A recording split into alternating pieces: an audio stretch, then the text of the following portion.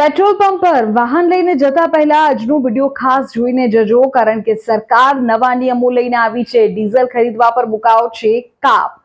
સરકારનો મોટો નિર્ણય. હવે પંપ પરથી તમે ગમે તેટલું ડીઝલ નહીં લઈ શકો. લિમિટ થઈ ગઈ છે નક્કી. કેટલી લિમિટ છે? આપણા જેવા સામાન્ય લોકોને શું થશે અસર, તેની વાત આજના વિડીયોમાં.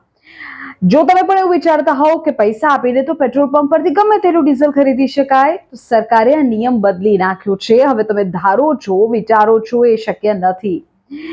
તમે રિટેલ પંપ પરથી એક દિવસમાં 200 લીટરથી વધુ હાઈ સ્પીડ ડીઝલ નહીં ખરીદી શકો, અને આ નિયમ આગામી 90 દિવસ સુધી લાગુ રહેશે, 3 મહિના. હવે 200 લીટરથી વધુ ડીઝલની વાત છે એટલે આપણા જેવા સામાન્ય વાહન ચાલકો કે જેમની પાસે નોર્મલ કાર બાઇક છે તેમને કોઈ ફરક નહીં પડે, ટેન્શન લેવાની જરૂર નથી. પણ આ આંચકો કમર્શિયલ ગ્રાહકોને ચોક્કસ લાગ્યો છે. જેઓ ફેક્ટરીઝ અને ટ્રાન્સપોર્ટર્સ છે, જેઓ ટ્રક અને મોટા વાહનો ચલાવડાવે છે, તેઓને ચોક્કસ ધ્યાન રાખવું રહેશે. સસ્તું સમજીને પંપ પરથી બલ્કમાં ડીઝલ જે ઉપાડી લેતા હતા તેમના માટે હવે આ ખાસ મહત્વપૂર્ણ નિર્ણય.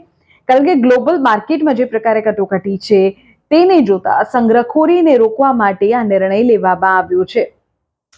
ઇંધણનો પુરવઠો સેફ રાખવા માટે આ નિર્ણય લેવાયો છે, અને આ મહત્વપૂર્ણ નિર્ણય હવે કમર્શિયલ ગ્રાહકો, ટ્રાન્સપોર્ટર્સને સીધી રીતે લાગુ પડશે.